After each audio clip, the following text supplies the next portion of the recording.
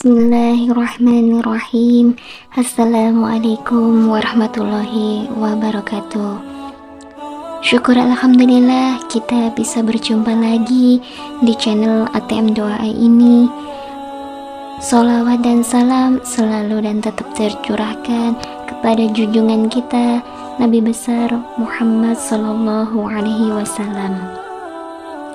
Allahumma sholli ala sayyidina Muhammad wa ala ali sayyidina Muhammad. Besar dan harapan doa saya, semoga saudaraku semuanya selalu diberikan kesehatan, dilapangkan rezekinya, diampuni dosa-dosanya, dan dipanjangkan umurnya. Amin amin ya rabbal alamin. Sahabat ATM Doa yang beriman dan yang dirahmati oleh Allah Subhanahu wa Ta'ala, sebelum kita melanjutkan membahas amalan kali ini, mohon kerendahan hatinya untuk menekan tombol like, komen, dan subscribe. Tulis juga semua doa dan hajat-hajat sahabat semuanya di kolom komentar agar kita bisa aminkan bersama-sama.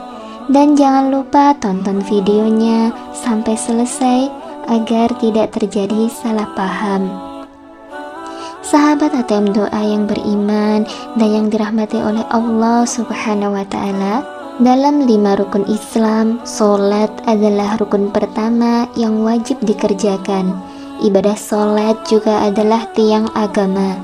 Sholat adalah kewajiban bagi setiap umat Islam sebagai bukti kecintaan kita kepada Allah Subhanahu wa Ta'ala. Ada 5 waktu sholat wajib yang tidak boleh ditinggalkan, yaitu sholat subuh, zuhur, asar, maghrib, dan isya. Jika ditinggalkan, maka akan mendapatkan dosa-dosa besar. Meskipun berada di kondisi yang tidak memungkinkan, sholat adalah hal yang wajib dikerjakan. Para sahabat ATM Doa yang beriman yang dirahmati oleh Allah Subhanahu wa Ta'ala, meskipun tidak bisa berdiri, maka dibolehkan untuk duduk. Jika tidak bisa duduk, maka diperbolehkan berbaring, bahkan bisa dikerjakan dengan hati. Karena itu sangatlah tidak logis apabila seseorang mengaku beriman kepada Allah Subhanahu wa Ta'ala namun meninggalkan ibadah yang berfungsi sebagai tiang agama. Di berbagai dalil Al-Quran maupun hadis, Allah Subhanahu wa Ta'ala serta Rasulullah Shallallahu alaihi wasallam telah menetapkan dengan jelas, sudah ditetapkan mana sholat yang wajib dan sunnah. Namun meski demikian, masih banyak orang yang menyepelekan sholat. Rasulullah Shallallahu alaihi wasallam bersabda, inti dari segala perkara adalah agama Islam dan tiang penopangnya adalah sholat. Hadis riwayat Tirmizi. Meskipun sholat merupakan tiang agama, namun bagi segelintir umat muslim saat ini, kedudukan tersebut kerap kali dianggap enteng. Alhasil, sholat yang seharusnya mampu mendatangkan pujian dari Allah Subhanahu wa Ta'ala justru berubah menjadi ibadah yang sangat dibenci oleh Allah Subhanahu wa Ta'ala dan Rasul-Nya. Bagaimana tidak? Esensi utama dalam sholat adalah mencari ketenangan dan kekhusyuan. Sahabat ATM Doa yang beriman yang dirahmati oleh Allah Subhanahu wa Ta'ala, mengerjakan sholat harus dengan ketenangan dan kekhusyuan, atau yang biasa disebut dengan tuma'ninah. Sholat tanpa tuma'ninah bisa menghilangkan ruh dari sholat itu sendiri. Parahnya lagi, sholat yang terburu-buru tanpa menyertai tuma'ninah sering terjadi di sekitar kita. Ada hadis yang perlu kita ketahui di mana Rasulullah Shallallahu alaihi wasallam pernah mengibaratkan orang yang sholat tanpa tuma'ninah sama dengan kejahatan seperti seorang pencuri. Rasulullah Shallallahu alaihi wasallam bersabda, sejahat-jahat pencuri adalah orang yang mencuri dari sholatnya. Para sahabat bertanya, wahai Rasulullah, bagaimana bisa dia mencuri dari sholatnya? Beliau menjawab, orang yang tidak menyempurnakan rukuk dan sujudnya. Hadis riwayat Ahmad. Kondisi yang dijelaskan dari hadis ini ternyata berangkat dari pengalaman Rasulullah SAW bersama para sahabat-sahabatnya. Hari itu setelah Rasulullah SAW selesai sholat berjamaah, tiba-tiba seorang laki-laki masuk ke dalam masjid dan langsung mengerjakan sholat sendirian. Anehnya para sahabat, ketika dia sholat, laki-laki itu melakukan gerakan rukuk dan sujud tanpa disertai jeda. Melihat hal itu, Rasulullah SAW kemudian berkata di hadapan para sahabat-sahabatnya, apakah kalian menyaksikan gerakan sholat laki-laki tersebut? Barang siapa yang semasa hidup melakukan sholat seperti itu, maka dia meninggal tidak dalam keadaan Islam. Tak terhenti sampai di situ. Di hadapan para sahabatnya, Rasulullah SAW juga mengatakan, model ibadah seperti itu ibarat seperti burung gagak yang sedang mematuk darah, atau seperti orang lapar yang hanya memakan sebutir atau 2 butir biji kurma tanpa pernah merasakan kekenyangan. Dalam buku Agar Sholatmu Makin Khusyuk, karya Syekh Muhammad Shaleh Al-Munajjid, dijelaskan, salah satu dosa orang yang mengerjakan sholat adalah tidak memperhatikan rukun sholat, yaitu tuma'ninah. Memang tidak ada yang bisa menyangkal tentang perkara diterima atau tidaknya. Suatu amalan hanyalah ketentuan Allah Subhanahu wa Ta'ala, tetapi sebagai umat Muslim, kita juga harus mengetahui bahwa ibadah-ibadah yang telah ditetapkan rukunnya tak bisa diubah atau dilanggar. Oleh sebab itu, di dalam sholat pun tidak boleh sembarangan menunaikannya. Ada cara dan tuntunan yang harus sesuai dengan ajaran Nabi Muhammad SAW. Dalam suatu hadis Rasulullah SAW bersabda, sesungguhnya pertama kali yang dihisab atau diminta pertanggungjawaban dari segenap amalan seorang hamba di hari kiamat kelak merupakan sholatnya. Bila sholatnya baik, maka beruntunglah dia, dan bila mana sholatnya rusak, sungguh kerugian menimpanya. Hadis riwayat Tirmidzi. Rajin menjalankan sholat tentu merupakan hal yang sangat baik dan mulia. Namun tidak serta-merta menjamin seseorang menjadi hamba yang dekat dengan Allah Subhanahu wa Ta'ala. Sahabat ATM doa yang beriman yang dirahmati oleh Allah Subhanahu wa Ta'ala, berikut ini adalah ciri-ciri orang yang rajin sholat namun justru jauh dari Allah Subhanahu wa Ta'ala.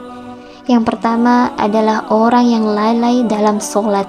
Sekalipun sholat merupakan tiang agama, ternyata ada jenis sholat yang sangat dibenci oleh Allah Subhanahu wa Ta'ala, yaitu sholat yang dikerjakan dengan lalai. Pada hari kiamat nanti ada banyak orang yang membawa sholatnya kepada Allah Subhanahu wa Ta'ala.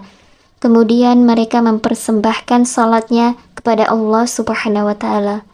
Lalu sholatnya dilipat-lipat seperti dilipatnya pakaian yang kumal. Kemudian dibantingkan ke wajah mereka.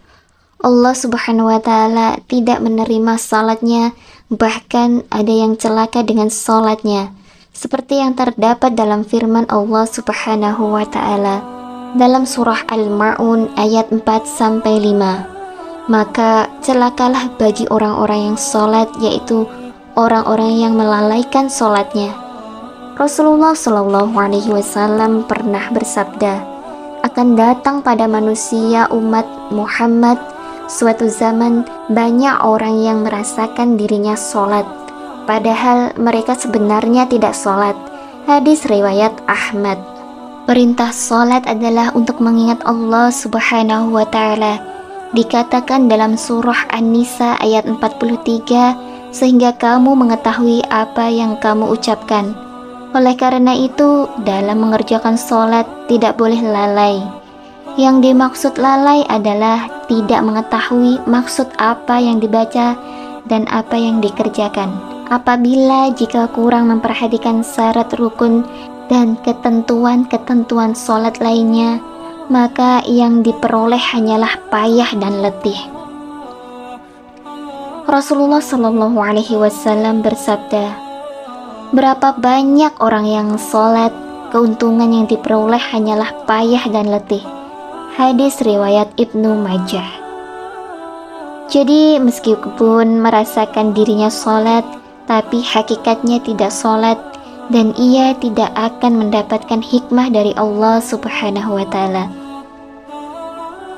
Sholatnya pun tidak menambah dekat kepada Allah Subhanahu wa Ta'ala, tapi justru malah sebaliknya.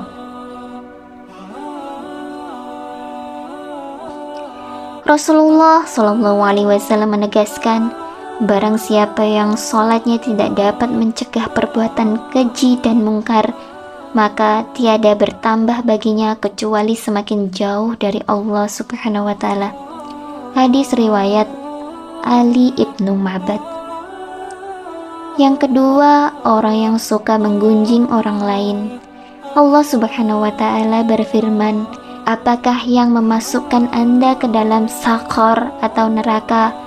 Mereka menjawab, kami dahulu tidak termasuk orang-orang yang mengerjakan sholat, dan kita tidak pula memberi makan orang miskin, dan merupakan kita membicarakan yang batil bersama dengan orang-orang yang membicarakannya, dan merupakan kita mendustakan hari pembalasan hingga datang kepada kita kematian. Maka tidak bertujuan lagi bagi mereka syafaat dari orang-orang yang membagikan syafaat. Quran Surah Al-Mudassir ayat 42-48. Para sahabat ATM doa yang beriman yang dirahmati oleh Allah Subhanahu wa Ta'ala, dalam ayat tersebut salah satu penyebab orang masuk neraka merupakan karena suka membicarakan ketidaklebih baikan orang lain atau aib orang lain. Orang yang mendirikan sholat namun suka membicarakan kejelekan orang lain, maka ia akan ditempatkan di dalam neraka sakor. Allah melarang kita untuk membicarakan aib orang lain. Allah Subhanahu wa Ta'ala berfirman, hai orang-orang yang beriman, jauhilah tidaklah sedikit purbasangka atau kecurigaan, karena sebagian dari purbasangka itu dosa. Dan janganlah mencari-cari ketidaklebih baikan orang lain, dan janganlah menggunjing satu sama lain. Adakah seorang di antara Anda yang suka memakan daging saudaranya yang sudah mati?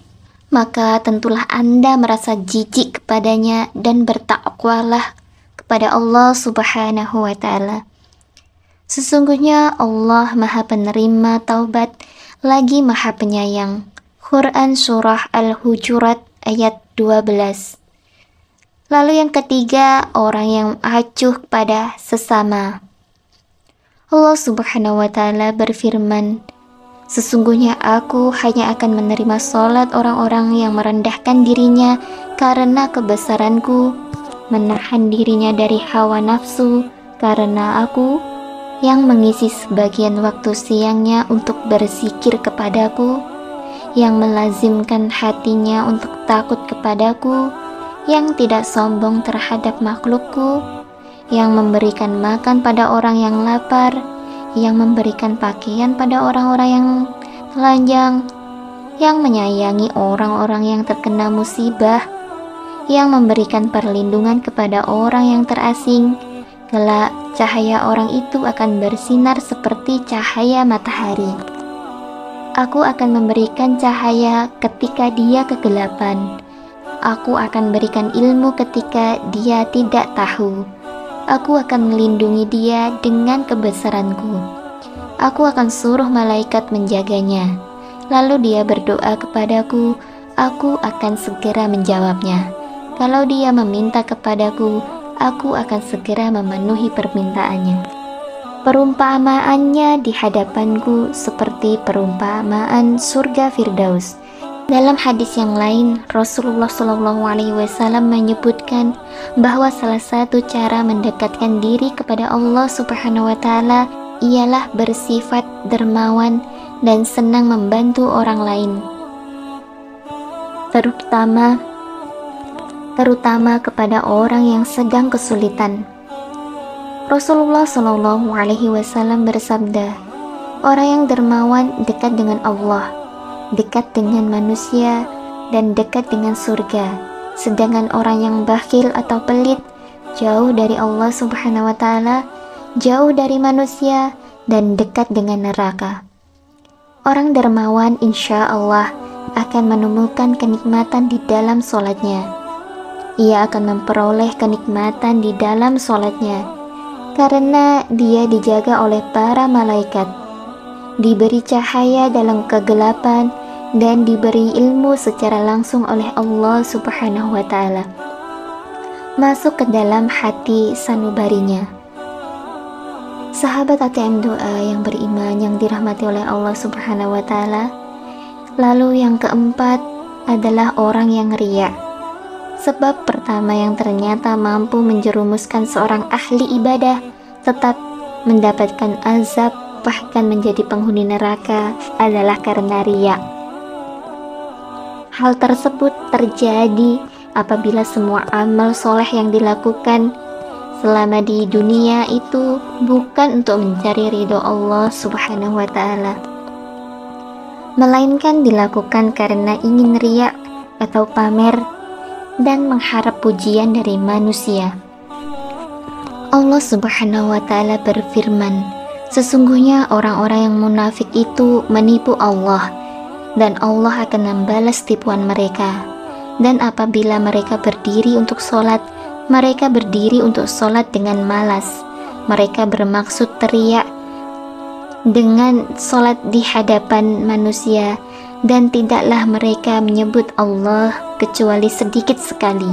Quran Surah An-Nisa ayat 142. Oleh karena itu, sebaik-baiknya amalan adalah amalan yang dilakukan ikhlas dan murni karena Allah Subhanahu wa Ta'ala atau lillahi ta'ala, hanya demi Allah, dan cukuplah kita berharap pada ridho dan balasannya atas apa yang telah kita lakukan. Karena Allah Subhanahu wa Ta'ala adalah seadil-adilnya pemberi balasan. Menjaga hati dan niat merupakan hal yang harus kita jaga dalam melakukan apapun, agar semua amalan tersebut tidak berujung sebagai cambuk bagi kita semua yang membuat kita menjadi riak kepada sesama. Sahabat ATM Doa yang beriman yang dirahmati oleh Allah ya Subhanahu wa Ta'ala, kemudian yang kelima adalah orang yang suka berdusta. Berdusta merupakan salah satu dosa besar dan diancam siksa pedih di akhirat kelak. Di zaman semacam ini, kebohongan tampaknya sudah banyak dan menjadi suatu kebiasaan di kalangan masyarakat.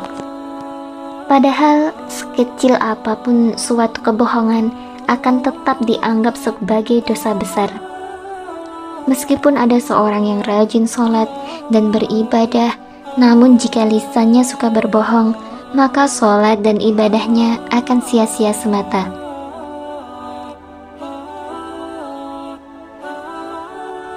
Karena kebohongan itu akan menghapus amalan-amalannya. Jika ia mati dalam tidak bertaubat kepada Allah Subhanahu wa Ta'ala, maka dia akan dimasukkan ke dalam neraka. Allah Subhanahu wa Ta'ala berfirman, sesungguhnya yang mengada-ngadakan kebohongan hanyalah orang-orang yang tidak beriman kepada ayat-ayat Allah, dan mereka itulah orang-orang pendusta. Quran Surat An-Nahl ayat 105. Berbohong menunjukkan salah satu ciri dari golongan orang-orang yang munafik. Untuk itulah mengapa kita sebagai umat Islam wajib menjauhi yang namanya tindakan dusta, karena itu dapat menyengsarakan kita baik di dunia maupun di akhirat. Semoga kita termasuk golongan orang-orang yang rajin sholat dan dekat dengan Allah Subhanahu wa Ta'ala, sehingga kita mendapatkan ridho serta menetap dalam surganya kelak. Amin, amin ya rabbal alamin. Sahabat ATM doa yang beriman dan yang dirahmati oleh Allah Subhanahu wa Ta'ala, demikianlah yang bisa saya bagikan. Apabila ada terdapat salah kata dalam pengucapan di video ini, saya mohon maaf sebesar-besarnya. Semoga bermanfaat untuk kita semuanya. Wallahu a'lam bishawab. Akhirul kalam, wassalamualaikum warahmatullahi wabarakatuh.